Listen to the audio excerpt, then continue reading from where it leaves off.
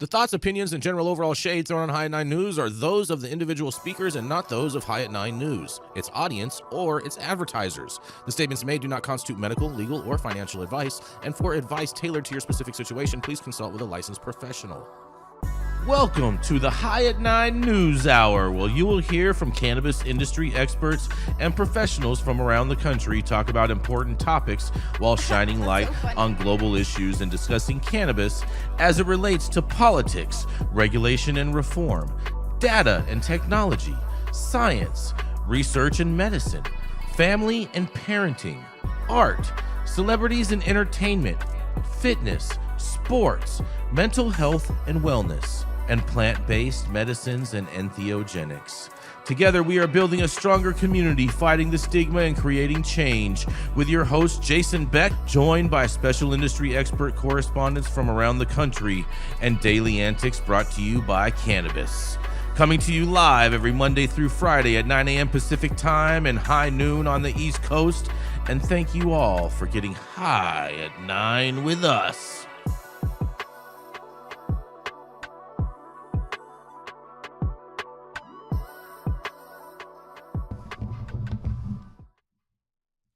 Oh, yeah. Good morning, you guys. It is Wednesday, May 14th, and today is get ready for this, Dale. Hold on. You got to be on your best behavior because today it's National Decency Day. Okay. Not sure how that's going to play out today, but, you know, we shall see. My middle name, right? It's also National Third Shift Workers Day. Shout out to all those I love them. Someone's got to do it. Yeah, right. Shout out to all those late night workers. It's also National Buttermilk Biscuit Day today.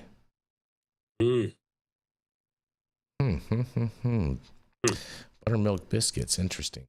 Over the lips and to the hips, right? Yeah, exactly. Where is Shaun and oh, there's Shaun. There's Shaun. Hey guys. And Jenny, I know Sohum said he's going to be a little bit late arriving today, but nonetheless. It's also National Underground America Day today.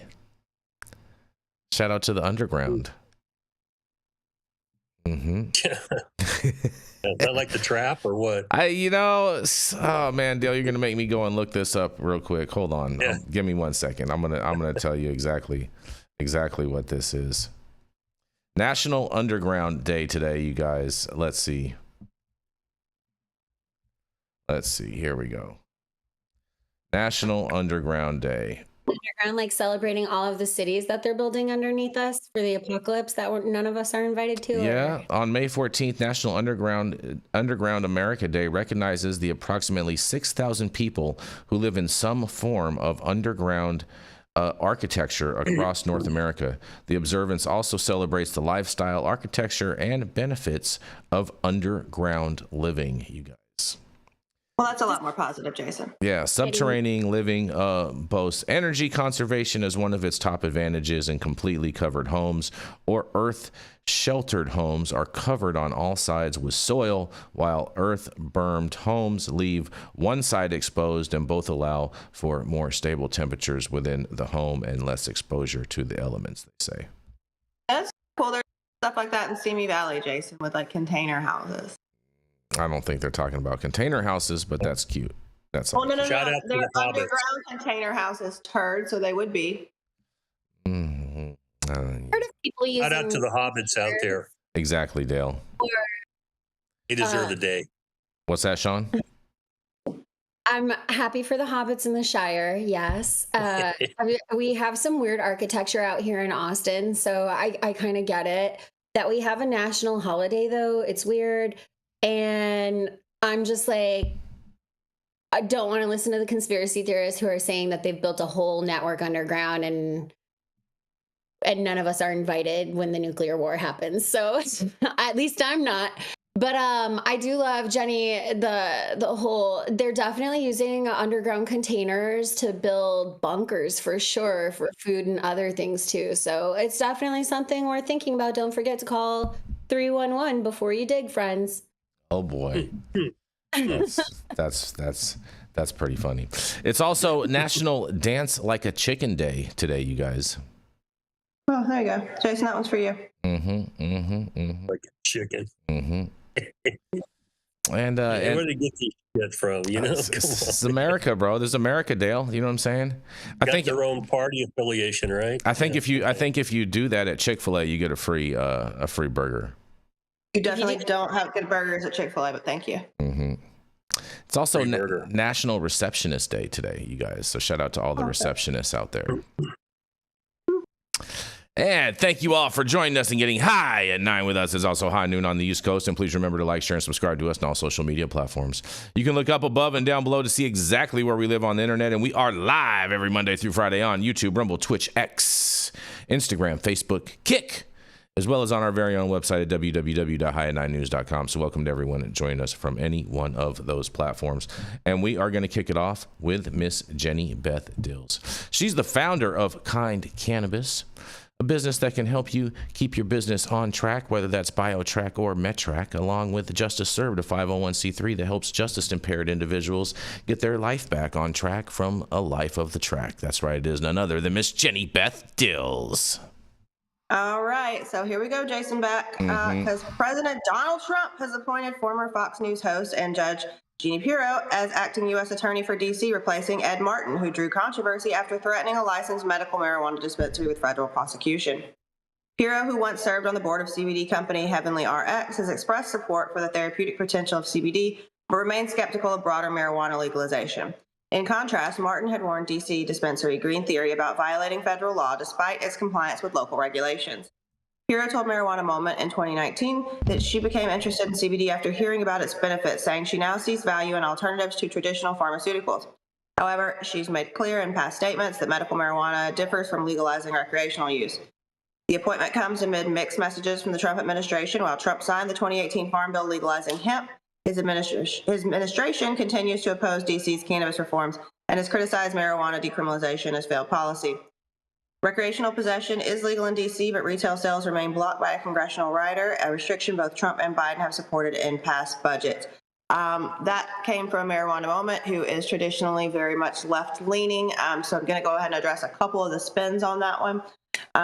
Yes, Trump and Biden have supported it in past budgets, but the Trump administration has not addressed that in this presidency.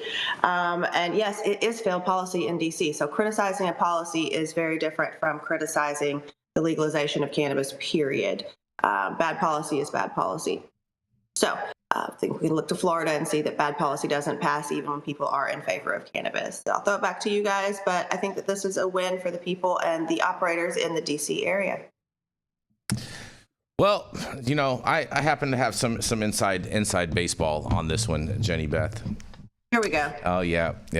I think you probably saw this one coming. So Ed Martin was going to be the federal prosecutor for the DC area, and he had a bunch of so-called Karens that were really mad about this dispensary, saying it was too close to a school. But the city, as far as the city of DC and the board of supervisors or whatnot, they allowed this place to be there, and they gave them a permit to operate as a business.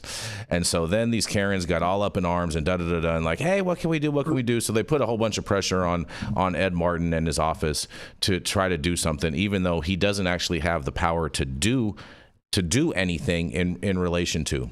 So he sent out that letter as an inquiry, just as an inquiry. There was never any teeth behind it, and there was nothing that was actually supposed to actually come of it. And I think I even said during when we originally covered that story, I said if I would have got one of those letters, I would have just thrown it in the trash, or maybe I would have framed it and caved it and kept it, but I would never have responded to it, and just to, you know. But, and actually, I think this could actually be an even better thing, because I have also gotten word that Ed Martin, since he was not confirmed by the Senate to take this position, he has now, the Trump administration has now moved Ed Martin over to the pardoning office, and is going to be working on pardons. So overall, it's a win for cannabis as far as I'm concerned. Really? Yeah, 100%. Okay, well, we'll see. because it sounds like it's the typical NIMBY situation. It was. There where was a bunch of local moms. rules and regulations meet these people with their head up their ass, and I'm okay with weed as long as it's not close to me, and then go out and try to lobby around it. I've faced it many times, and I don't know why you understand that a U.S. attorney can't indict somebody for being involved in cannabis is federally illegal. Okay? So, I'm not sure that they can't do things to upend your life. They came after me, and we were doing everything legal under the state of California rules. So it took Rohrabacher to change that, but I don't know if Rohrabacher is universally applicable. It is to D.C. Well, It is. I actually had the whole conversation with his office about this, because when this happened, they called me. They called me in relation to this, and so this is why I know so much inside baseball on this, is because I've actually had these conversations with people on his team that worked with him specifically on this topic. Well, I don't know that we're getting a whole lot of good signals or actual accomplishment in the cannabis space under the new administration. And it's like we're still waiting to see what you're going to do. Some signals are good, some are not. Just don't see that this. I mean, we can't give Donald Trump a $400 million plane, so we're not going to get his attention. There's a whole lot of problems out there still in enforcing these laws or not enforcing them, where we're going to go. And in the meantime, places like California, we're circling the drain. I don't know if we're going to get any lifelines, because we are a magnet for the nuts in the Democratic Party out here. Did you say a magnet? Man, you're collectively listening. Yeah, collectively listening. Yeah, I said that if you torture it. That's what I heard. Must have an ear infection there. That's what I heard. My headphones made me hear, Dale. A magnet. Yeah, well, you're attuned to listen to shit like that. Like a tuning fork, Dale. There you go. Oh, man. Shaun, any thoughts on this, Shaun? I don't know. We get really excited about some of these appointments. People were excited about Matt Gaetz because he was pro-cannabis. I need to remind folks, he's not appointed to anything, so he was ousted. And then this one is interesting. I'm never going to judge a TV judge, because frankly, I would totally take that job. It sounds like fun.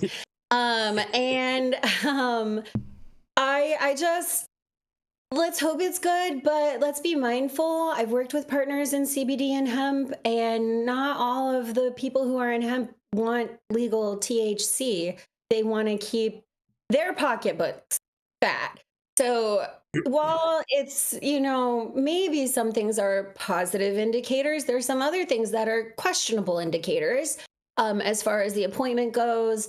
And as we know, an appointment of a single official doesn't mean policy will be implemented by any means. You still have to go through, make your arguments, build your case, develop the laws. So we get really excited about these things, and I don't understand why, because it spins up hope. It gets people moving.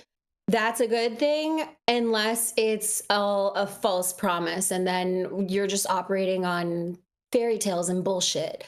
So this isn't a promise at all. This is a change for one specific local area, right? So you had someone in D.C. who had gone against the Rohrabacher farm, which allowed them to leave the fuck alone licensed cannabis operators. He went against that, right? He was removed.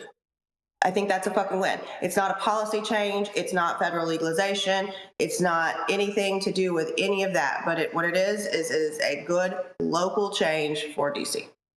I don't think he went against Rohrabacher Farr. I think he sent an inquiry. And okay, Jason. Well, you know what? What he should have done is he should have left them the fuck alone. Because at the same time that he sent that inquiry, there was also word talking about how Rohrabacher Farr was going to be challenged. And I'll find that story for you and send it to you, because it was an interesting read. But what he should have done was left it alone. Well, he did leave it alone. Yeah, he did eventually. And Jason, you've learned yourself that sometimes when you get things in the mail and you ignore them, it wasn't the best idea in the first place. But let's also be frank, though. Even though these individual appointments, like Jenny Beth, I agree with what you're saying. It's one individual, and that's exactly what I was saying. It's one individual. That's not a whole policy sweep. Even with that, it's not the change that we think it is. So he's removed this person, but this new person he's replaced with, like, let's see what's actually substantive through action, because the only words I've heard from her are support for medical marijuana and CBD and not legalization. I mean, on her Twitter, in that same article, it says medical marijuana is different than legalizing, and you know it. So, she has always stayed consistent on that. I've known Justice Judge Janine for a number of years, and I've had a number of conversations with her, and I even have some signed books from her, whatnot. And so, you know, I've had a number of conversations with her over the years in regards with this individual topic, and she's always stayed consistent that she 100% supports medical and its medical uses and whatnot, but she's not sold on the efficacy of just generalized adult use.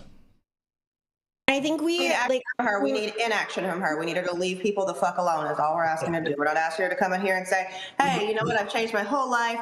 Let's make everything legal. You get some weed, you get some weed, you get some weed. What we want her to do is sit in her office and fold her fucking hands. Well, you know, I mean, what I really want her to do is to focus on doing her job and draining the swamp, because that's going to be like her main thing is you know, draining the swamp and prosecuting all these bad guys that have been taking advantage of our country for a long period of time. Mm-hmm.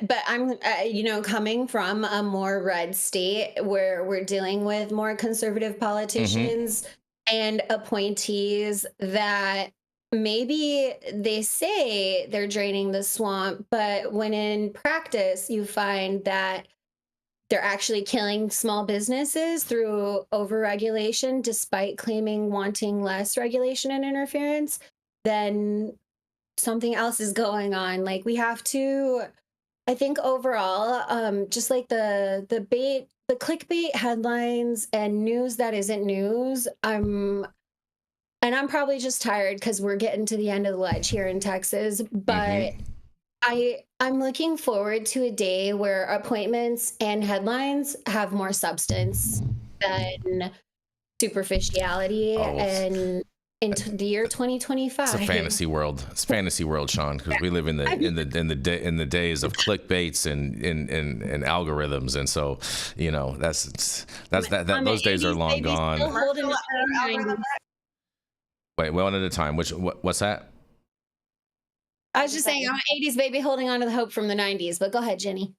Speaking of algorithms, isn't it about time to roll into our first commercial? You are so right, Jenny Beth. We are rolling into our first commercial, and we are going to be right back.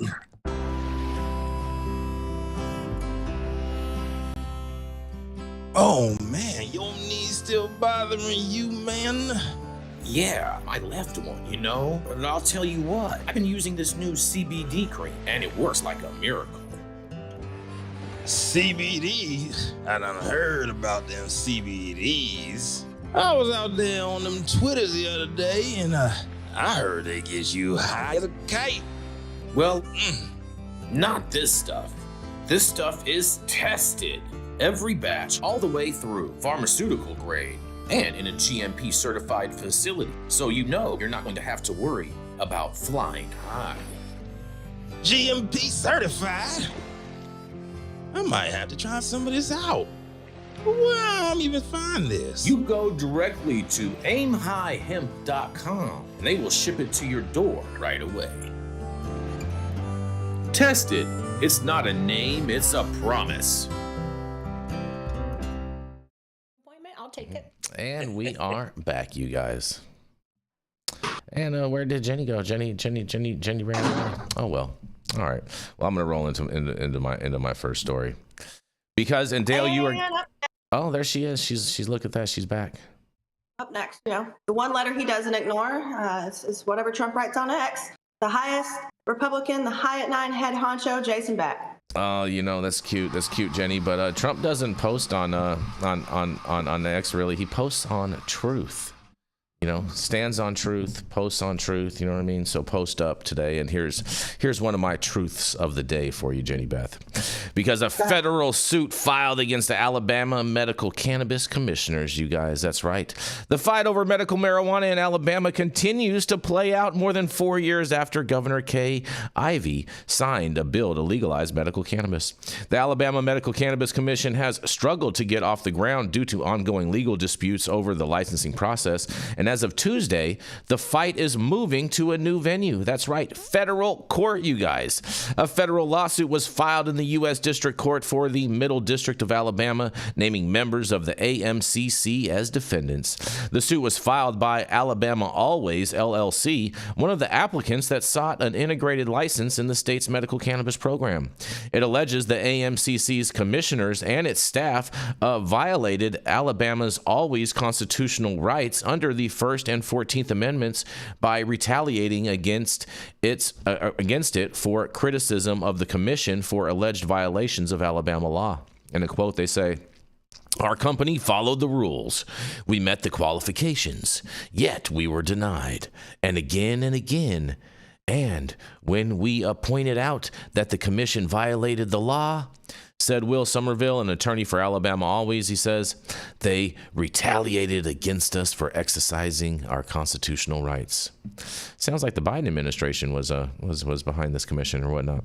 The commissions insist on giving cannabis licenses to some companies that do not meet the license requirements in the cannabis statute, says Ben McNeil, an Alabama Always board member. And in April, an Alabama court overturned the medical cannabis licenses that were awarded in December of 2023.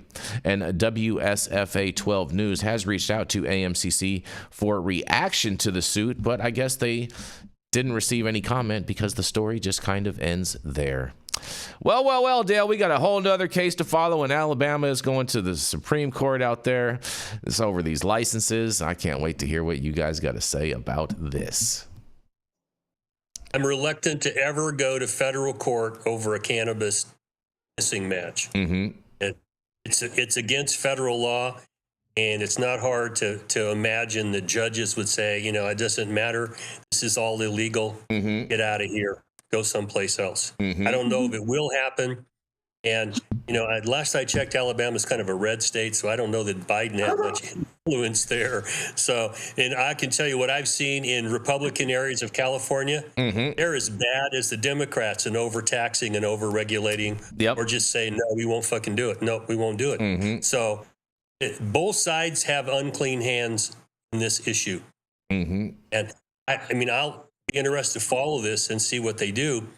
I want to get a case up to the Supreme Court that involves the legality of cannabis being, illegal or being in Schedule 1, Mm-hmm. and then strike it. And then the Congress is going to be standing there holding their wang, trying to figure out what to do. They're going to be like, oh, man, we got to do something. Yeah, and then maybe they'll stick it in something like ATF and fix these problems and stop Schedule 3 nonsense. Yeah, no, I think ATF and TTB make the most sense overall. Well, it's a long-standing model. Mm-hmm. It's worked now for a very long time. Mm-hmm. And the federal government gets money. They don't have a whole lot of rules and regulations, but you got to, pay your tax, and then each state has the ability to do some of that, and then let them run this. The 10th Amendment should be driving this, and the feds, as far as interstate commerce goes, let them get involved. They have power there. But within the states, if it's inside the state, leave them alone. Mm-hmm. Mm-hmm. Fair enough. To see I haven't read up on the Alabama law. Do they even have grounds for this? I know part of the legislation that was being proposed for medical expansion under HB 46 here in Texas is specifically states that you cannot litigate if you're denied a license. And we're fighting that because, okay, what's that? No due process, no opportunity to litigate. That's not how we do things here. So I'd want to see, before I could really comment on the ethics of all of it, who is this operator? Are they part of the actual cannabis community, or are they a large scale operator trying to force something? Are they actually prepared to execute? And if they're not, there's so many more details that we need to know to really make a judgment on this. But ultimately, the inability to file suit if you're denied a license, to determine if that was actually done fairly or in accordance with the way the law is written, is something that should be protected. And hopefully Alabama has it, but we'll see. I know Texas is trying not to have it, and we're working on that. So, I mean, every freaking lottery, every time something's awarded, it's happening in Florida right now. There were 22 awarded. The 23rd person on the list is like, well, this is not fair. So now all 22 are held up in litigation because they need to deal with this 1 point differentiation. This is not necessarily due process. I mean, it is in the fact that they have the right to go to court and spend their hard-earned money to throw a fucking adult temper tantrum, but that's exactly what this is. This is, oh, this is not fair. I want one too. He got one. Why can't I have one? Well, dickhead, because he scored 2 points higher than you did on the application for the last fucking rank. But they're saying that the reason that they didn't get the license is because they scrutinized the commission. So I was dealing with her point first, Jason. Oh, okay. Sorry, Jenny Beth. And yeah, that's bullshit. Like, I mean, this is Alabama. This is the good old boy system. And you can't, like I keep saying, is we can't necessarily kick the asses that we need to kiss publicly all the time. It doesn't go well. Yeah, I think Jenny's dead on about that. Like, what I've been advising folks to do is suggest legislation, be a part of the conversation ahead of time, be a friendly. It's not bribery. It's just being the best option in the room. Okay? Because if you're the option who's causing you're kicking up a lot of dirt and you're pissing off a lot of legislators, you're less likely to have your shit moved. And I understand it's biased and it's not fair, but welcome to America. This is how everything has been running. Yeah, we can try to make it as equal as possible, but the reality is that's just not how the country functions. Like, I hate to be an asshole, but I'm saying it as a minority woman. That's not how this country works. You got to show up and do better and be better and play a smarter game, or sit the fuck down. What do you got to say? Final words, Dale. Well, it's just too bad that we have to keep going through this nonsense, because they should just green light everywhere. I mean, in an ideal world, you shouldn't have to worry about getting, do I get one of the first 20? Fuck all that. If you want to go do this and there's rules to actually have the license, you should allow everybody free access to it. If you can't run the business and make the money, you fail like every other business in the country. As soon as you put limits on these licenses, this is where we go. And Jenny, you're right on, because I've been so many places where either we get license number 9 out of 10 or somebody gets number 11 out of 10. And we're happy as a pig in shit, and the other side wants to sue everybody because it wasn't fair. You can't fix this as long as they're trying to limit these things arbitrarily. And this is all arbitrary and capricious. And in politics, it's who you know, not what you know. Okay? And if you don't like that, then I don't know what to tell you, because that's how America works. This is a representative constitutional republic, and you elect them, and then you got to deal with them. You can unelect them next time. You don't like the shit they're pulling. That's how it works. 100%. And it's not the last word for Dale, Jason. You know why? That's right, because Dale... He's been an attorney since the Reagan administration. He served time for a cannabis crime and served his country proudly. You can find him at the law offices of Dale Schafer. Mr. Dale Schafer. Well, good morning, Jenny. Good morning, everybody out there. It's your favorite Theo Local and your uncle full of shiticus. We're here today to talk about a lawsuit that got filed in Ohio. And I wrote a piece about it. And I don't know, Jason, if you've posted this. Yeah, it'll be on our website, Dale. It'll be on our website, and we also will post it as an article on X later today. April 24th, a group called Innovative Healing Solutions filed suit in Miami County of Ohio against PARAGON Development Group. One of the owners and managers named Jason Wilson, another owner manager named Mark Nelson. Now, this is one of the problems that we face in cannabis, is that some people are just lying sacks of shit. Okay? And how do you protect yourself? Now, the allegations in this are that Innovative is a processor, okay, which sort of roughly, equivalates to a manufacturer under California law. You get to bring in biomass. If it's flour, you can package it and move it along. If it's other types of biomass, you can maybe make hash concentrates, rosin press. You can make distillates, things like that. You can shape change the product. So what they have in Ohio is they use metric, which we do here in California, and it's got its own vagaries and problems.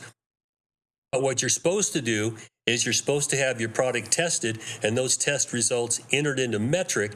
Then metric prints out a manifest of who's taken what to who, okay? And the manifest is supposed to say it's been passed at what we call a COA, Certificate of Analysis, or a test to show it what level of THC it's got and contaminants in the biomass, okay? Not unusual for what we see across the industry. According to Innovative, they got multiple deliveries from PARAGON in 2024, but everything was golden. Now, I haven't looked at the contracts here, so I don't know exactly what they say, but into 25, in January, there was a shipment showed up, 315 pounds, I think, of, they call it biomass, which could be flour, trim, or shake. It's biomass. It shows up, and not manifested is 25 pounds of biomass. And I think it's flour, but 25 pounds showed up that wasn't on the manifest. And one of these clowns told Innovative, these are allegations, so I don't want to get sued for slander here, but the allegation is one of these clowns told him, no, it's within the 10% margin, and the head of their DCC, Department of Cannabis Control, whatever they call it there, the head of the DCC said, this is cool. So he took it in. It turns out that, no, it wasn't cool. It wasn't manifested, and it was dirty. It turned out to be hot hemp. Now, we all have an idea what hot hemp is. If it's above 0.3%, it's hot hemp. But how far above, I don't know. And according to Innovative, hot hemp messes up their machines. I'm not sure how that works. I don't know. It's also one of the issues they're talking about. If it's fresh frozen, it's basically useless to try to remediate it. And I know there's machines that can do it, but if you can buy, biomass very cheap and it's going to cost you a lot of money to remediate it, and you just throw it in the trash. It's not cost-benefit analysis, not working. So anyway, January, they get this mess of a delivery. It turns out to be dirty and hot hemp, okay? And so they show back up with, another delivery, and they accept it. It turns out that once again, the COA or the testing results are false. How that got into metric, I don't know, but it was dirty, had hot hemp and contaminated material. And in the manufacturing process, if you buy 500 pounds of trim, you're going to reduce it to distillate, you just throw it all in and start doing it. Well, if a small amount of it's contaminated, the whole goddamn batch now is contaminated. So it creates real problems. So you pick it up and they say, oh, it's tested clean, and it turns out later it's not. And Innovative is saying both of these clowns knew this, so it's basically fraud. Okay? And then they get a final delivery, 10 pounds, 25 pounds they're trying to make up for, the earlier delivery, and they show up with the 25 pounds on a manifest, but then they've got an extra 100 pounds, and I think one of these guys, Wilson, says, oh, your CEO said this is cool. So they took it in. It turns out the CEO didn't say that. It wasn't cool. They didn't want the shit. And it turns out to be hot hemp and dirty. Okay, so they got 3 batches. And because of having all this contaminated material in the metric system, Innovative had their license suspended, which means you're red flagged on your door, you're done. Can't do anything else. So they sued PARAGON and these 2 guys, Jason Wilson and Mark Nelson, for fraud, basically telling us one thing that you knew wasn't true, intentional misrepresentations. There's negligence involved here. There's Ohio statutes which say you can't do this. So it's called negligence per se because you violated these statutes. And if if you violate those, we have a gift of a negligence claim. It's like you're drunk and cause an accident. I don't have to go claim negligence. You're drunk and we win. So as you look through this, they have thrown the kitchen sink. at this PARAGON group, claiming that you lied to us, you cost us all this. They're asking for $1.5 million plus the costs of cleaning it up, testing, damage to their equipment. I don't know about reputational loss and things like that. These are going to be issues come up as we follow this. I think the takeaway from this is have discussions. And I had these with distributor clients, cultivation clients, manufacturer clients. You need tight contracts which will protect you. Because in this industry, as sure as shit stinks, one of these motherfuckers will lie to you. Okay? Or they'll produce something that's phony or dirty and pass it off. And, okay, I don't know what you're talking about. Well, you do, because you're a lying sack of shit. And if you got to go in and sue them, I typically put attorney's fees provisions. If I win, you pay all my attorney's fees. I'm going to make this onerous on you as I can. I don't know if they have insurance for any of this. This is not in the complaint, but it's discussions I had with my clients. You want to make sure you have tight requirements. Who's responsible for what and what part of the supply chain, and assurances and warranties that when you deliver it, it is clean as you represent it. Because if it's not, you're in breach of the contract and you're going to lose. Now, these are discussions you need to have ahead of time. Because if you don't have those in your contracts, and this type of a battle, if you're paying all your attorney's fees, attorneys are expensive.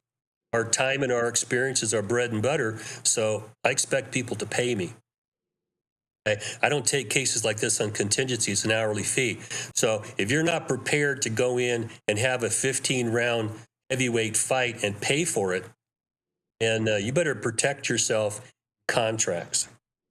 Now, we haven't heard from the other side. They're going to have something to say, and I don't know what it's going to be, because honestly, if you have a manifest that is incorrect, somebody did that.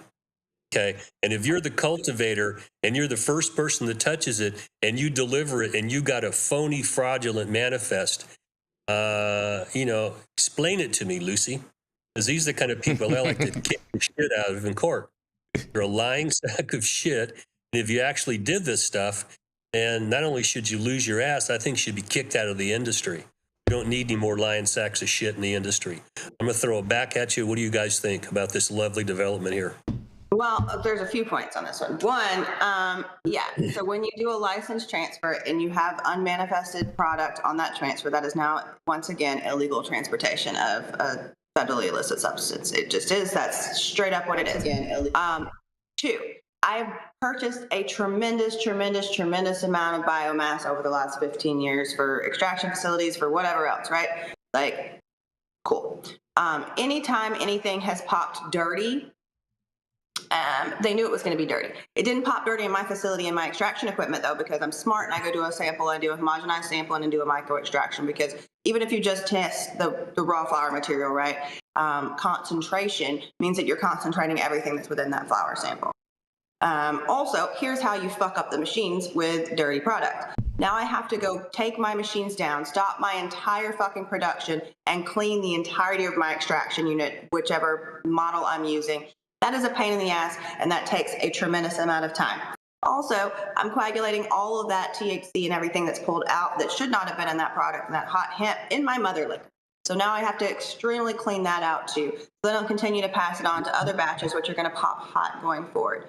So it's a very frustrating situation. There should always be an agreement. Like every trim contract that I've ever fucking done in the history of Everdom has a clawback. If this doesn't test for what it is, I'm going to give you a 50% deposit.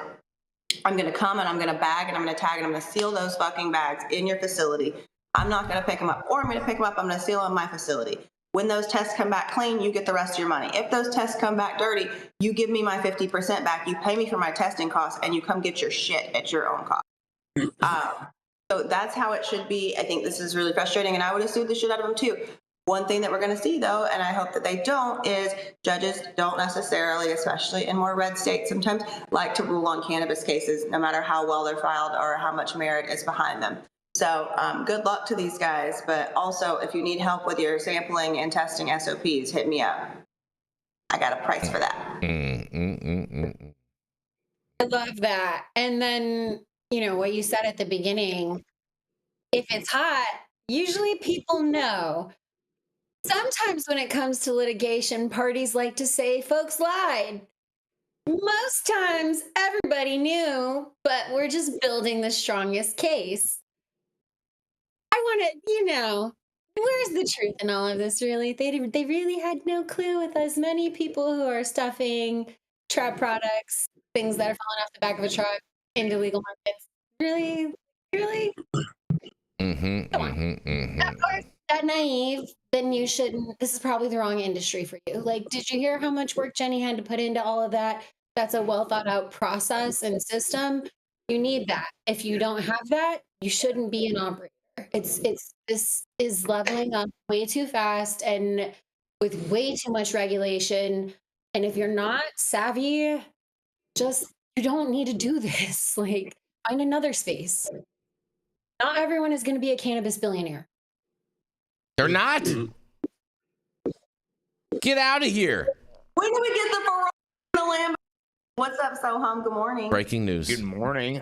Sohum, what do you think about all this? What do you think about all this, Sohum? All this I probably hot mess. got about the second half of the story, so I don't know that I can make a fully informed comment, but based off of what I did hear and what Jenny Beth said, I'm obviously those types of SOPs and agreements you have for transfers are really important. And hearing what Jenny Beth said, it sounds like, we've come a long way as an industry since I started my first wholesale brokering company in Colorado in 2013, 2014, where the only thing we had for biomass transfers and trim transfers was they had to, at first they weren't even doing COAs. Like, they would give us a COA from the flower that the trim came from, and we would use that to show that there was no pesticides or it wasn't a hot batch. And eventually, a couple people got burned doing that, and we had massive recalls. So the kind of the industry standard practice there moved to getting the trim itself or the biomass itself tested before anybody would accept it. But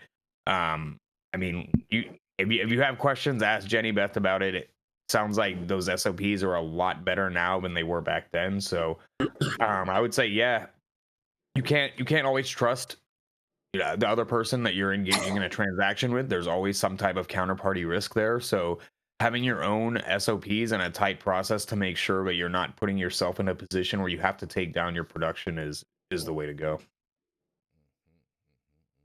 But one of the ways to do that is through what we call a master contract. If you're going to have an ongoing relationship with, let's say, a cultivator or any other business in the industry, then you put together a master contract, and each invoice then is a subcontract covered by the master. And Jenny's right. If you deliver something and you don't have the ability to make them take it back when it's tested and do some testing to cover your own ass, and you're exposing yourself to problems you perhaps don't want to have. You can have insurance to cover recalls. The insurance company asks the same thing. What did you do to ensure that this was not bad product? And if the answer is nothing, then, they may cancel you. They may say, I don't, and if you lie, they're not going to cover you at all. So there's a lot of things that can be done here. And in places where the industries are only a couple years old, Ohio's not gray long in the tooth yet. They're still trying to figure this out. Okay, and I've written many a contract that something bad happened. I went back and looked, and I didn't anticipate that. How do we fix this and keep people from getting burned? And it's basically impossible if people, it's basic human nature. A certain number of people are just not going to be honest with you. They're going to try to sneak shit in. There are industries where they do testing on site before they agree to accept any deliveries. They do testing right there. It can be expensive. Basically the machines they use here are pretty expensive. But, that may become an industry standard too. Just have somebody on site. You pull something out, test it. And if it's dirty, don't even take it off the truck. I don't know if that's possible. I think that'll be a more common industry practice. I know large operators do it now where they have equipment to do internal testing at multiple points during their supply chain just to ensure that they're not going to be subjected to a massive recall. I know that could be cost prohibitive for smaller operators, but I think as far as best practices go, that's what happens in every other industry where a product is being manufactured or produced, whether it's pharmaceuticals, whether it's alcohol, whether it's food. They're doing internal testing multiple times throughout their production process for their own, because they're reducing their risk by doing so. Otherwise, the risk is that you get to the end of your production and you send your final batch out for testing to an independent lab, and it fails for some reason. Now you're in a lot of, you're kind of screwed, and you're about to lose a lot of inventory. So as far as like risk reduction, again, depending on the size of the operation, I know that equipment is not cheap and operating it is not cheap. So there's a trade-off, but if at all possible, I would say that is the best practice. Yeah, 100%. And it is not cheap, and it is not easy. It's very, very delicate equipment. It's very easy to throw off on calibration. You need someone with a degree in doing such to operate that if you don't have somebody who is a chemist overseeing like an actual testing facility. But we've done it multiple times. Hired fucking chemists and had our own little labs. So I think it's important. And it's also, guys, not that hard or expensive. Like when you're doing a compliance batch, that is a pricier test. But R&D testing for things like potency and pesticides and just doing those little just pinpoint touch tests, it's not that expensive. And it's usually a pretty quick turnaround if you develop a really good relationship with the lab, especially considering it's an R&D test. There's no chain of custody. You could drop it off yourself. Yeah, and I just want to clarify, I'm not suggesting that internal testing is a replacement for going through a third-party lab. I'm saying that's your way of reducing your risk. I just saw some comments in the chat. I just want to make sure that I'm clear, but I'm not saying that companies should be allowed to use their internal test for their compliance test. I'm saying they should do that for their own benefit prior to going to the third-party lab for their compliance test. I know, I agree with that. I agree with that for sure. Well, and the insurance industry is going to demand that you do something to keep them from taking a loss. Okay, if you have recall insurance, they're going to want to know what are your SOPs to making sure that you're not bringing in 5 pounds of shitty stuff to mix into 1,000 pounds. It's going into a batch of distillate, and now it's going to be all ruined. What are you doing to prevent that loss? Okay? And the insurance industry ultimately is the tail that wags the dog in most industries. They make you cover your ass because industry doesn't operate unless it's insured. Yep. Litigation in industry doesn't go on unless there's insurance involved because it's just too expensive. So these are some of the basic problems to discuss, and I have these with my clients a lot. Let's start from the beginning. What are you planning to do? Where are your points of risk? How do you insure against that? What are your SOPs to make sure you're not going to suffer those, or you mitigate these risks, catch them early? And I don't know why these people weren't testing.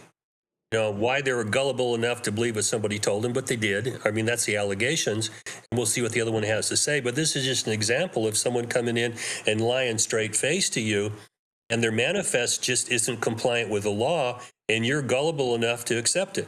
I mean, if the manifest has 25 pounds on it that are not, covered, and there's no testing for it, and somebody, the head of the DCC says it's okay. Well, if you do believe that, then I got some swampland for you around Phoenix. You fucking idiot. Why you believe in shit like that? Yeah, and you have to have the person that's inspecting and receiving the product, they have to have the courage to be like, no, we're not accepting this product at this time. And I've had to be that asshole multiple times in facilities where the manifest was wrong. And I was like, I'm sorry, I know you drove 2 hours, but like, I can't accept this. I can't sign for this manifest because that's on me. If something happens with this, if the inventory is off, I'm not taking that risk. I know you're the driver. I know it's inconvenient for you. You could call your boss right now and I will explain to them why I can't do it. But you have to have your compliance person or your receiving person has to have the courage to be able to do that. Otherwise, you're going to end up putting yourself in a position where you have product in your facility that you don't want, that shouldn't be there. Did you have something else you wanted to say on this, Shaun, before we move on? I've spoken to a lot of scientists who are excited about the potential for testing and that as a lucrative business opportunity. I think it would be really good for somebody to find a better way, a less expensive way for businesses to self-monitor. It's an essential. I understand it's expensive now, but when you're looking at a multi-million-dollar loss because you failed to pay a smaller fee for a test, that's on you. I'm looking for normalization so we can get access to better testing across the board. Fair enough. And on that, we're going to roll into our next commercial, and we are going to be right back.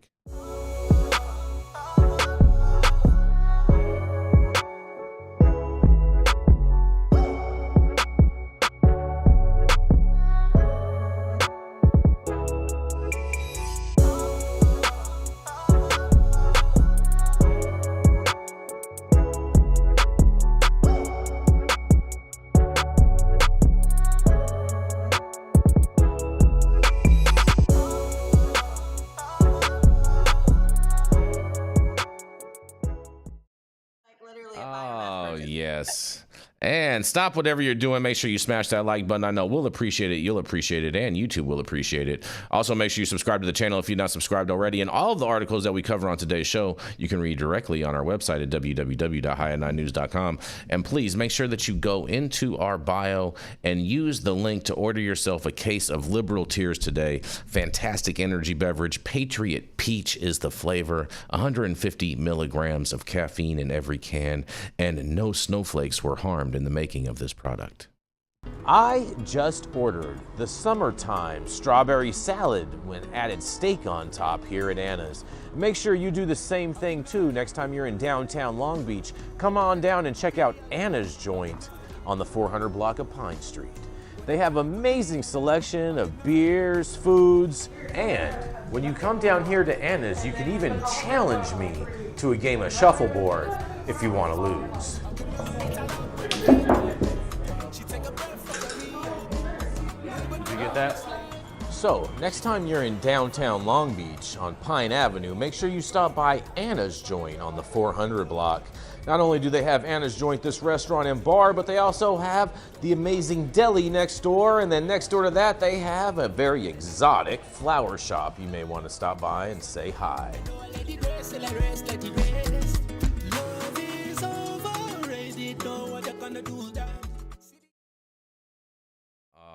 Yes. And we are back, you guys. And coming up next, it is Miss Shaun Salvaje. She's a mom. She's a veteran. And she's a cannabis mitigator that can help you get out of some shit before you get in some shit that Dale's going to have to get you out of. That's right. There's none other than Miss Shaun Salvaje. Yeah, if you're looking for cheaper legal solutions and you don't want to spend hundreds of thousands fighting it out in court, come find me. I'll mediate your problem. We'll keep it confidential. Don't take away my living, girl. Come on. I'm helping you. I can take more controversial cases, and I can take the easy ones where we can broker some peace. Yes, I'm a peacemaker. And speaking of peace, we got some good news for you here in Texas, sort of as good as it can get in the Lone Star State. APD, after the court ruling, APD, this article, by the way, comes out of KUT News. After court ruling, APD says it will not, APD being Austin Police Department, says it will not cite people for small amounts of marijuana, ... for now. And also, si quiere leer historia en español, se puede. On KUT, I love it when you can read a news story in Spanish, and I had to throw that out. Thank you.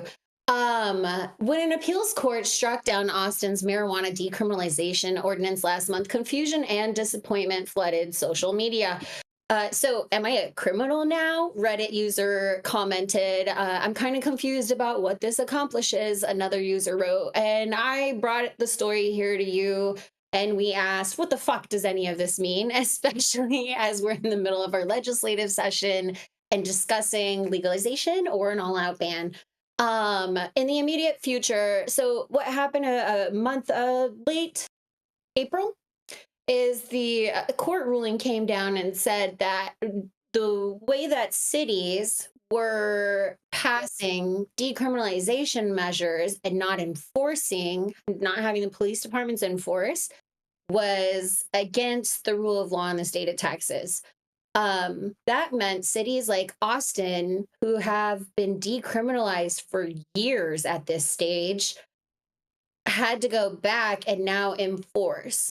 This article is sharing that the Austin Police Department is going to, they've enforced low-level marijuana possession since Austin residents voted to decriminalize in 2022.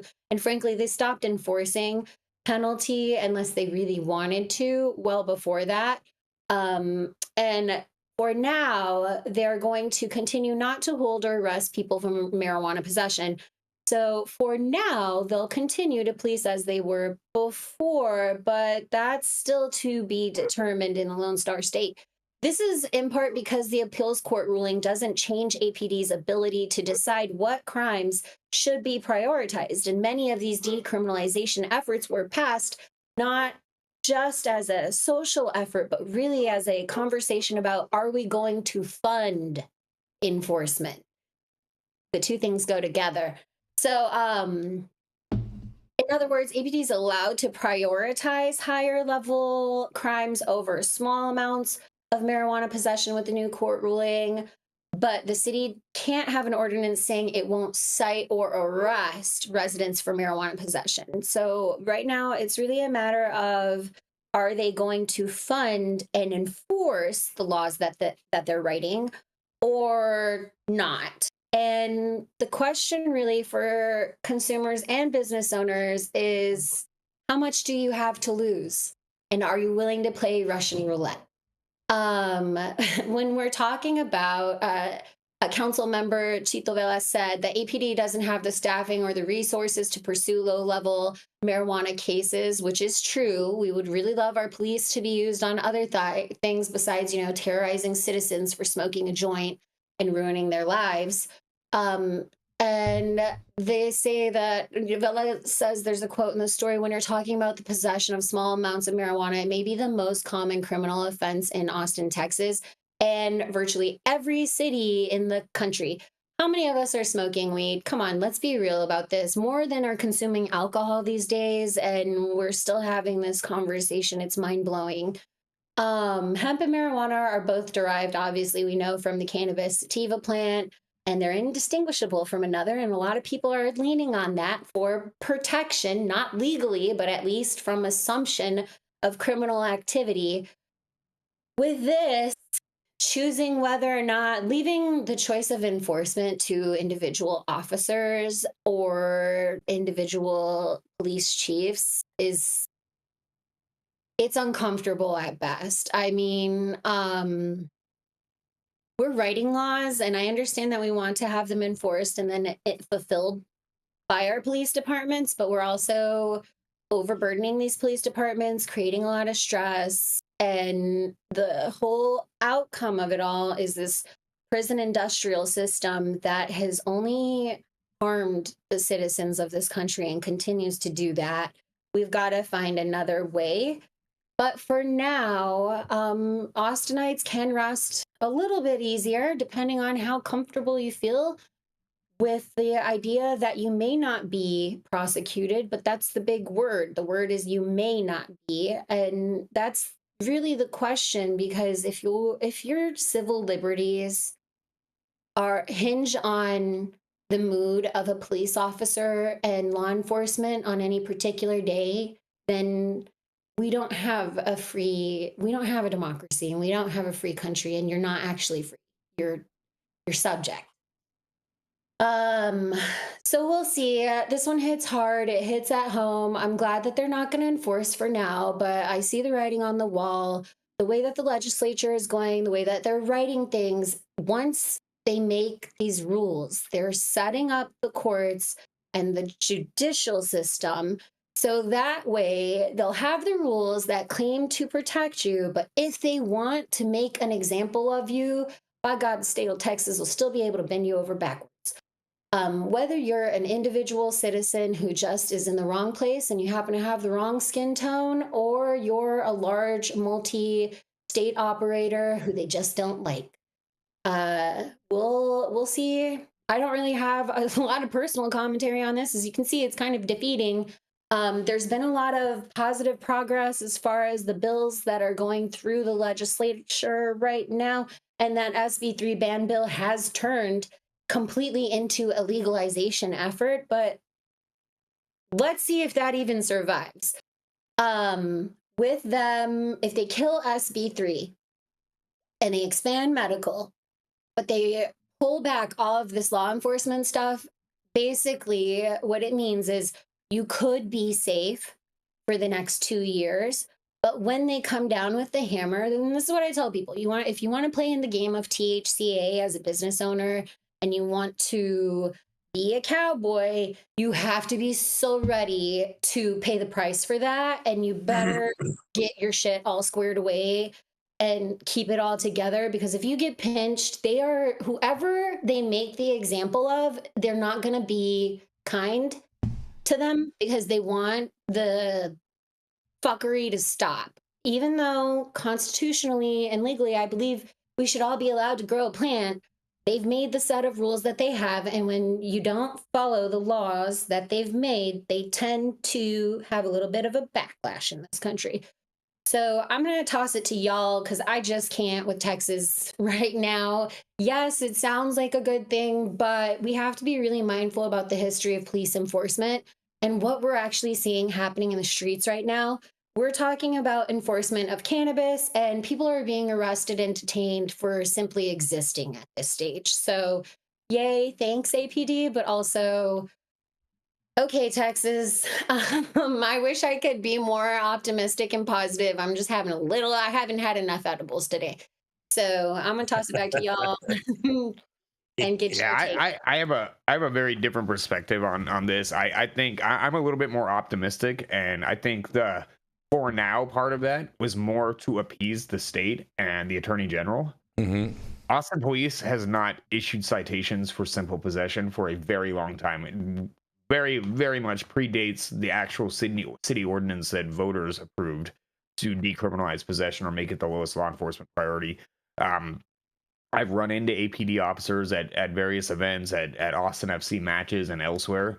They could not give a fuck less about possession of marijuana. It's not something they'll enforce. If you walk around in downtown or East Austin, people are smoking on the streets. I don't think it's something that they're ever going to prioritize. And in fact, the dynamic between Austin and the city of Austin and the state and the way that they try to kind of infringe upon, an example of it is like this, initiatives that have been approved by Austin voters is only going to, in my opinion, make Austin more defiant against that intrusion, you know? So I don't think this is going to change anything as far as possession goes in the city of Austin or even in Travis County for that matter. They can say that it's not legal to have a statute in the city statute to decriminalize cannabis, but they can't force police officers to arrest people. And this is what's happened from my understanding in Dallas and Houston, and I think San Antonio might have a decriminalization ordinance themselves, but Dallas and Houston, they have not passed any type of voter or city council approved decriminalization measures, but their city prosecutors or county prosecutors have informed the police, and their police chiefs have informed their officers to just stop enforcing anything basically under an ounce because it's a waste of time. The state labs are backed up because of the hemp loophole, right? People get pulled over with an ounce or a pound on them. They say that it's CBD or it's THCA. If it's under a certain amount, the police are just going to say okay and let you go. It's got to be a large amount for them to actually confiscate it and send it to a state lab. And the numbers that I've heard is the state crime lab is backed up between 1.5 and 2.5 years on testing marijuana samples. So it's just not feasible right now. So I really don't see this going anywhere.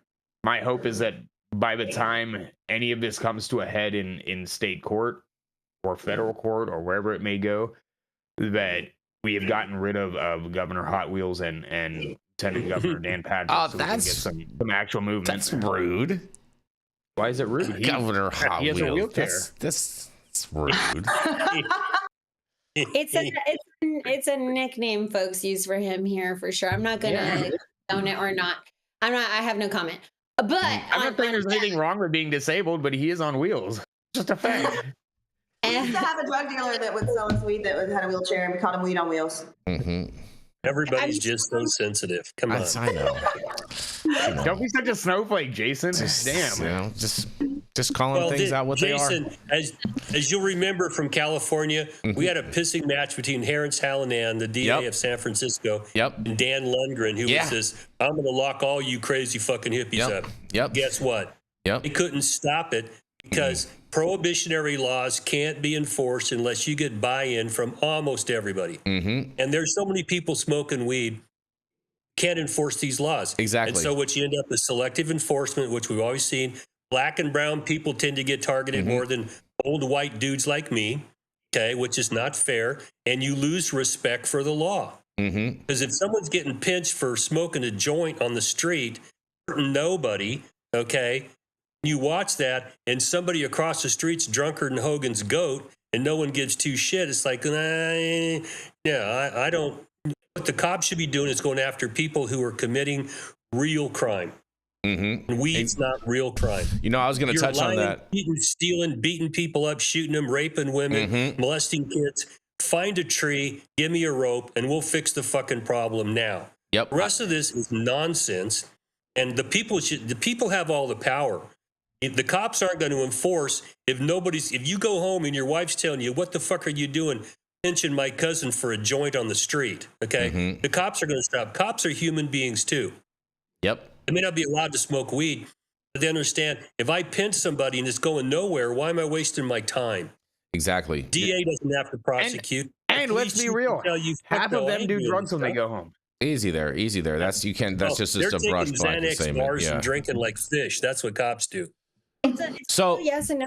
Like, to Sohum's point, yes, like if they're only citing you for weed, that might be the case, but the reality is that they're stacking charges on other things. Like, I've seen people, you could have weed, they could not like you, they could try to detain you, now you're arrested for resisting, and you have weed. Like, it's never just because they decide to detain you doesn't mean you're getting charged for resisting, and resisting is a personal choice of what your choice is in regards to, because any law enforcement officer has the right to be able to detain people for any whatever reason. And so if you decide to resist arrest, that's not stacking a charge, that's because you made a poor decision.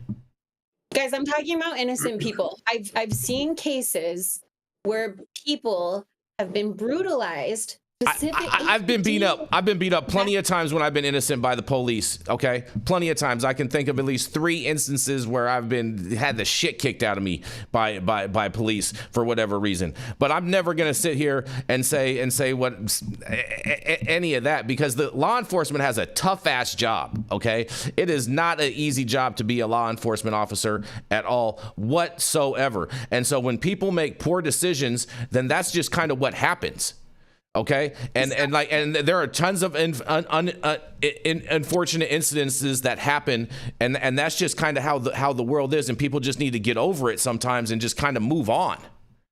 I don't think so. I think we need to fix the problem. We can't just accept that there's really heinous overreaches and abuses of power with law enforcement and say that that's the way of the world. Like, that's not right. That's just the way of the world. People are human. People make mistakes. Jason, bad things happen. I've seen kids, college students, be shot at by APD doing nothing under this, they were up to criminal activity. And then I've seen victims of domestic violence be arrested and detained after being assaulted. Getting shot up is a big difference from resisting arrest. Just so you know, Shaun, there's a major difference between those two types of things. And there's a reason for that too. Google 40% of police, understand why that happens in domestic violence incidents. Why they arrest the victim, and they did try to charge with resist. Guys, it's not as law enforcement in Texas is not as by the book as you might think it is. And people are getting hurt. They're losing their lives. They're losing their livelihoods. And I worry, yes, this is positive, but when it's applied, like to what Dale said, arbitrarily, it means that some people are punished for sure in ways that they shouldn't be, and that not all justice is served. And often the people who are being arrested are actually not guilty of anything. These fucking fake charges are being brought against them. It's happened to me, which is probably why I'm upset about it. Can be arrested, you can go through a criminal suit, and you can be completely innocent and get fucked. Like, so I get that you're absolutely right. You're absolutely right, but there's more to do. There's more to do, and we should be cautious. And whoever they make an example of, they're gonna go in on them hard. You're right, but I want to make a point here. This is not a change that came from City Council or from the Austin PD leadership saying that the ordinance is now invalid, the decriminalization ordinance is valid, but we're going to just stop. We're going to continue to not enforce it. This was something that APD was happy with the existing policy that was approved by Austin voters, and the state is telling them that policy is no longer valid. And this statement from the chief of police is basically saying, fuck you to the state. We're not going to follow what you said. So that's where I think Dale is right. If there's not a law in the books, the cops will use that to use probable cause, whether it's a smell, whether it's possession, to execute a search and try and trump up charges, right? Like, we know that happens. That's been happening since the beginning of Prohibition. But that's not what's happening here. Austin PD never wanted this policy to go away. They wanted to continue, and this is their way of saying fuck you to the state, to Dan Patrick, and to the state attorney general, to Ken Paxton. Yep. So I think we should keep the context here. In general, you're right, but I think here we're okay for a little while. Yeah, I think this is a great policy, and the reality too, Dale. To your point, I was going to say earlier, they just don't have the resources to enforce on this, and they need to focus on serious crimes. I'm saying homicides, rapes, child abductions, that type of thing, kidnappings, all of those types of things. I'm saying are serious crimes, and resources need to be dedicated towards those types of crimes and prioritized over any of this dumbass weed shit. And that's just what it is, and it sounds like Austin PD is making that move to prioritize those higher level offenses over these little basic misdemeanor offenses, which I think overall is a fantastic thing and makes the city safer overall. Yeah, and Dale's real quick. Dale's point about police maintaining relationships with their constituents and not pissing them off. I mean, no department is perfect. I'm sure APD has their share of excessive force settlements and such.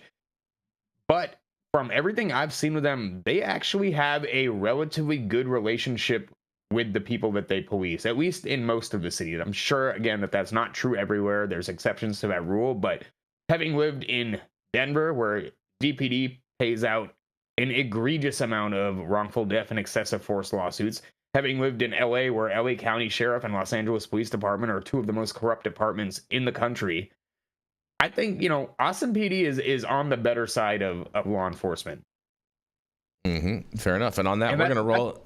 For me, that's saying a lot. And on that, that's a perfect way for us to transition into our next commercial, and we're going to be right back.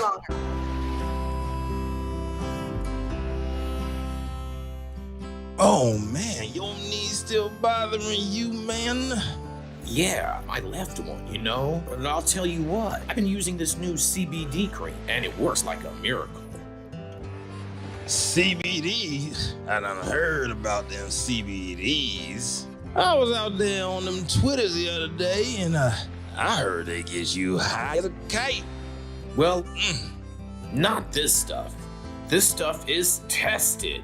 Every batch, all the way through, pharmaceutical grade, and in a GMP certified facility. So you're not going to have to worry about flying high.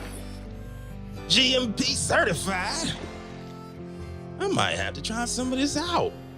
Where I'm even find this? You go directly to aimhighhemp.com and they will ship it to your door right away. Tested. It's not a name, it's a promise. Relatively on the better side. And we are back, you guys. Speaking of APD, we're going to roll to the ATX because somebody's back home in his office with over a decade of cannabis tech experience. One of my favorite people, Sohum Shah. Thank you, Jenny Beth. And yes, I am back in Jason's favorite city, the ATX. Austin. Yeah, good job. Now you learned what ATX means. I'm happy for you, Jason. I can't believe you guys always disrespect your city like that. Not a disrespect. That ATX is tagged all over the city, man. There's branded ATX gyms, ATX shirts. I'm gonna get you so much. That's why our ATX literacy. swag. That's You why won't the be able to literacy wear rates in anything. America are so low. Is because of things like that. Oh yeah. I'm sure. Anyways, today we're gonna talk a little bit about the job market in the U.S. cannabis industry, and this was originally reported by Ben Adwin at Marijuana Moment. The U.S. marijuana industry lost jobs last year, even as sales grew to a new record high, industry analysis shows. Jobs in the U.S. legal marijuana industry fell roughly 3.4% between 2023 and 2024, according to the latest annual industry report on employment in the cannabis sector. That marks the longest nationwide downturn in cannabis employment since the project began tracking full-time equivalent jobs in the sector in 2017. At the same time, the amount of legal marijuana sold in 2024 grew to a new record of 30.1 billion, a 4.5% annual increase. The report, published on Tuesday by Colorado-based marijuana staffing company Banks and the analytics firm Whitney Economics, finds that the industry shed 15,443 full-time equivalent roles last year, a dip analysts said that, quote, reflects a broader shift towards operational discipline and amid regulatory challenges and market recalibration, end quote. All told, the U.S. cannabis industry currently supports 425,002 full-time equivalent jobs, according to a new report.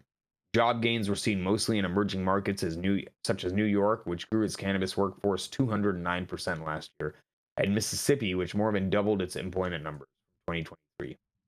More mature markets, such as those in Arizona and Illinois, saw significant drops of 52 and 25% of jobs, respectively, a year earlier. Banks attributed those losses to oversupply, high taxes, and reduced consumer participation. The new paper was authored by Bo Whitney, a Portland, Oregon-based economist who's worked on the jobs report since its inception in 2017. At the time, the report was published by cannabis advertising platform Leafly, but Banks took over the project in 2023. The latest job numbers represent the biggest decline in marijuana industry employment since tracking began in 2017. The cannabis industry is maturing, shifting from rapid expansion to smart strategic growth, Whitney said in a statement. Even amid short-term employment declines, companies are adopting more disciplined hiring models and staying resilient through challenging conditions. With $30.1 billion in retail sales and major job growth in new markets like New York and Ohio, the long-term outlook for cannabis remains incredibly strong, he added.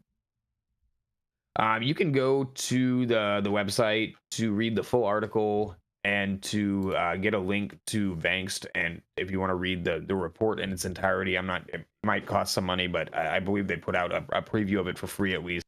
I think this is just a natural fluctuation in the market, especially as markets open up.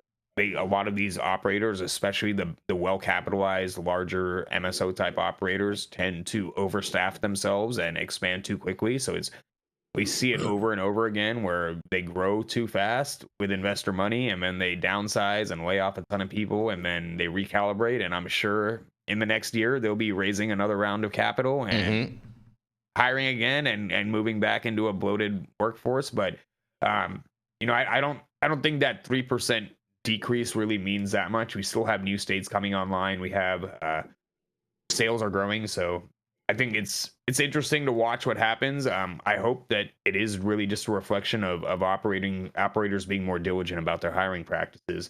But yeah, this is Sohum reporting from the ATX for High at 9 News. Let's kick it back to the team and hear what everyone has to say about this. Oh, Jenny, you want the first word on this? Nope. Okay. I have something to say. Go for it, When Dale. I first started representing people coming in the industry, I was shocked at how they wanted to bring so many people on. I got to have 5 bud tenders to hold somebody's hand and seem kumbaya. And it's like, listen, bitch, if you don't learn how to run a business close to the bone, you're not going to make it. Okay? So many of them, and as Sohum's point, if you got somebody else's money, you'll spend it. If it's your goddamn money, why do I need your uncle in here sweeping the floor or whatever? We can have people doing a lot of different things. The industry is maturing, and you really don't need all these, warm bodies standing around. They need to have a job. You need HR there to make sure they're doing their job. And it's a waste of a lot of people's money when you overstaff, and it doesn't make you more efficient, and it certainly doesn't make you profitable.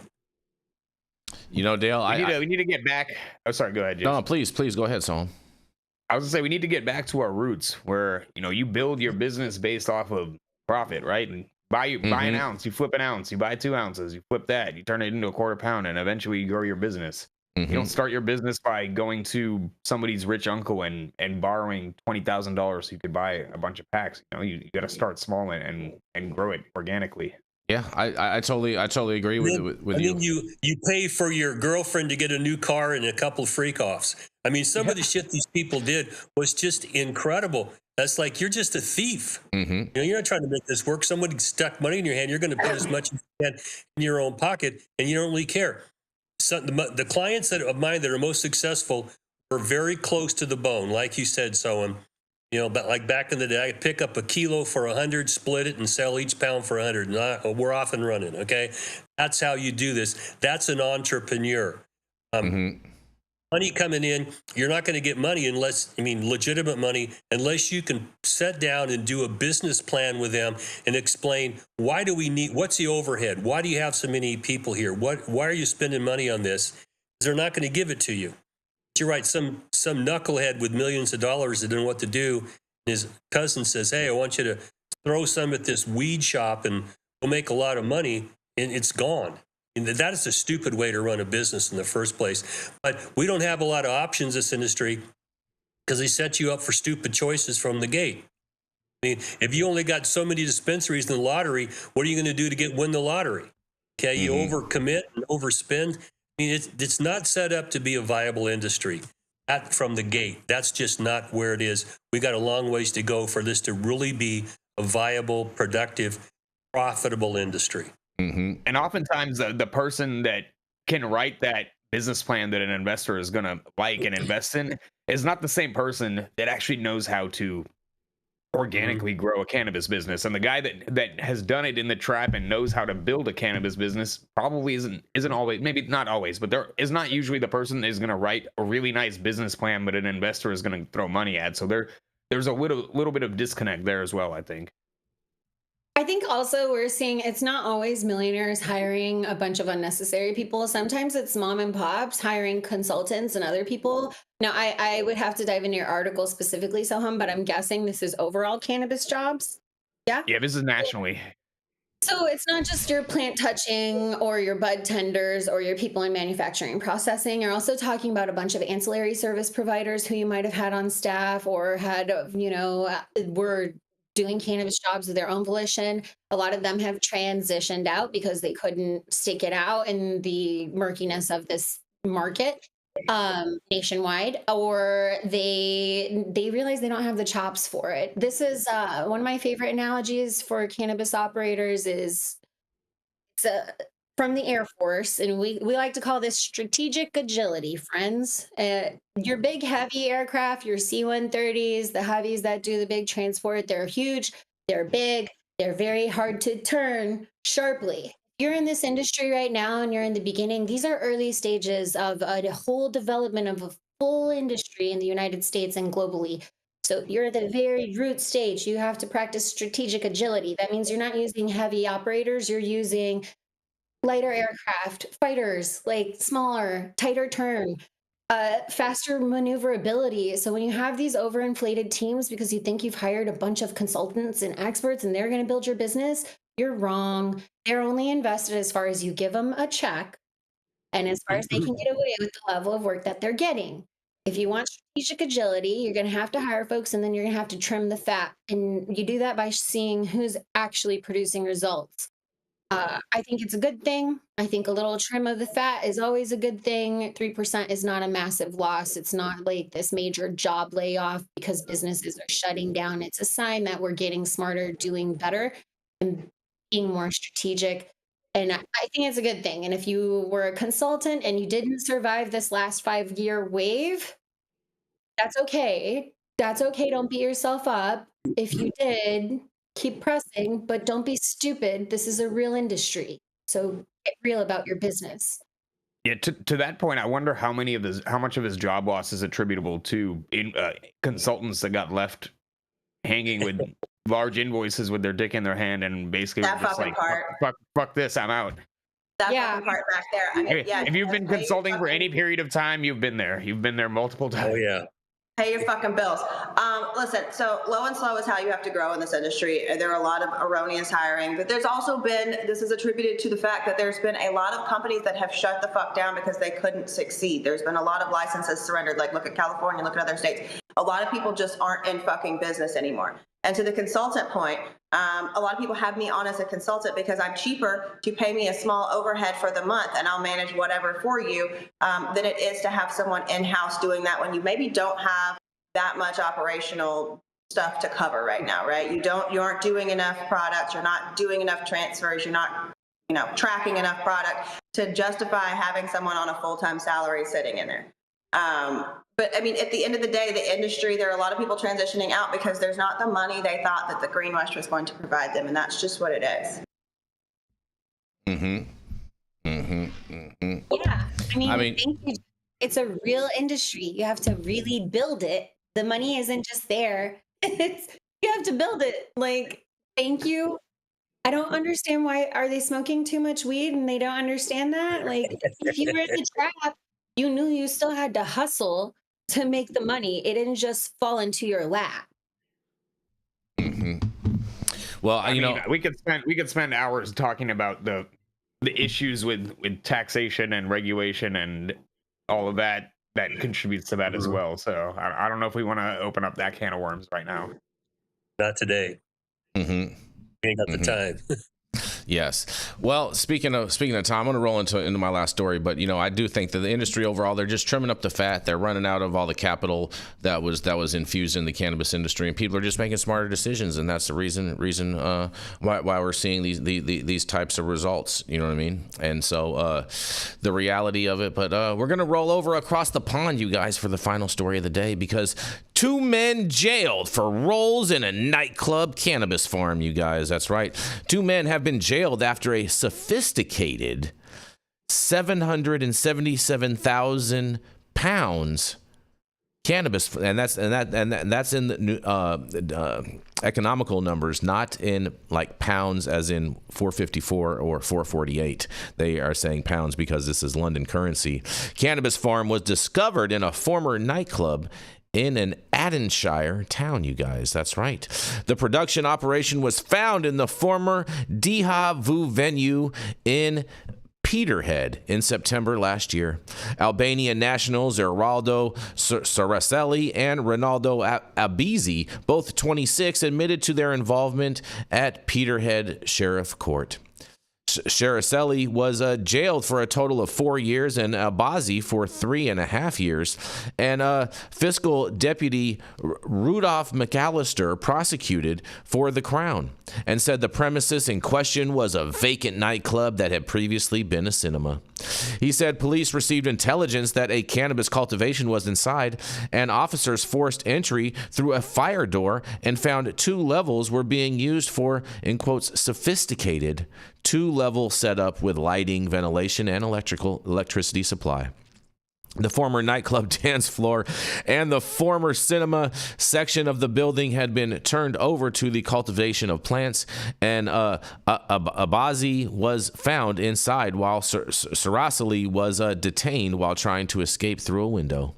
A total of 960 cannabis plants were found, as well as a large number of lamps, switchboards, and thermometers. And the fiscal dispute said the maximum potential value of the drugs was 777,600 pounds. Sarmaselli and Abazi both admitted producing cannabis and being concerted in its supply, and Saraselli further admitted that in July last year he had knowingly entered the UK in breach of a deportation order by an illegal small boat crossing from France, contrary to the Immigration Act. Sarasi's defense solicitor, Alan Jane, said he had initially come to the UK illegally and he wanted to start a new life but was deported. He was in debt and was offered the opportunity to return, but had suspicions about the type of work that he would be involved in. And Saraselli said the production of the cannabis was underway when he arrived. And Abazi had told officers he was not involved in trafficking, but was just watering the cannabis plants. And his solicitor, Sam Milligan, said he had no previous convictions and described Abazi as being at the base of the pyramid. And both men said they had faced threats to get them involved. Sheriff Anelia Cohen said the potential value of the drugs had to be considered, and she jailed Saraselli for a total of 4 years, including 6 months for the deportation breach, and with Abazi being sentenced to 3.5 years, you guys. Well, look at this. Grow's popping up across the pond because maybe it's getting more difficult to ship to the UK, and I can't wait to hear what you have to say. I don't think they're popping up. We've mentioned this. I mentioned this on another story about Europe and about UK cannabis a few months ago. But I have some friends there, and I don't know if you've ever seen the Guy Ritchie movie that came out a few years ago, The Gentleman with Matthew McConaughey.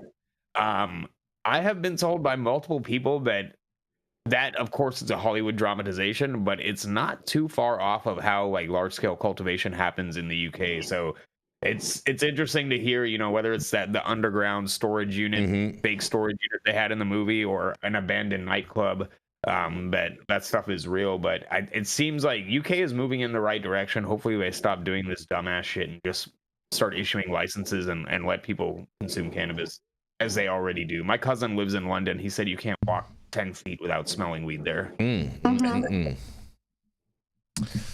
I mean, it's not new, Jason. This is not necessarily news. Well, I mean, there was a nightclub, and it was they had a dance floor in there filled with ladies. I'm surprised they didn't have more guys wanting to get in there.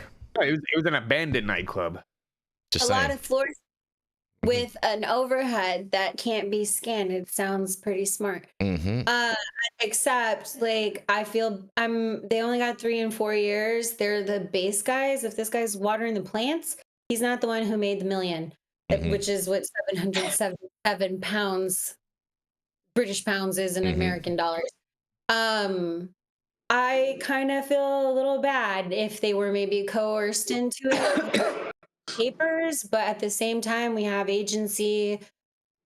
Even if you come from humble beginnings, you can choose something different. Although I can't really get mad at anybody who's participating in the trap. I just can't say you can't be ready for the legal repercussions. Glad it's only 3 to 4, and whoever's at the top is really the one who's responsible for this. Let's not punish the guy who's watering the plants. I mean, I'm sure they're approaching it like the U.S. attorneys approach a RICO case where they're trying to get them to flip on whoever it is. I would assume if he violated a deportation order and came back across the English Channel, I would assume they weren't coerced into it. Not that obviously their attorney is going to say, their solicitor, as they say in the UK, their solicitor is going to say that in court. But I'm a little bit skeptical about the claim that they were coerced into it. I'm guessing it was they wanted to come back to the UK, and that was one of the only employment types that they could find. Coercion is really hard to prove in a court of law anyhow, even if it does happen. So good luck with it. Dale? Were you a consenting participant to the freak off or not? I mean, come on. And don't violate more than one law at a time. Here you go. If you're a legal entry into the country, behave. Be careful. I mean, he probably didn't have a choice in terms of getting a job. If he didn't have legal status, I'm sure it wasn't easy to get legitimate employment. Same thing happens here. It's just going after people in the trap market. In California, made the whole goddamn thing a misdemeanor soaking wet. You're going to waste your time on this. You're not going to be getting years in prison. I don't think that's where we should send people that are watering plants. It's just stupid. Sure.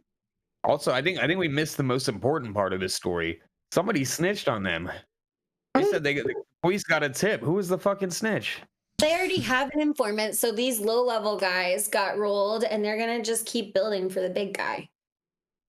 That's why they're giving 3 and 4 years to the guy watering the plants.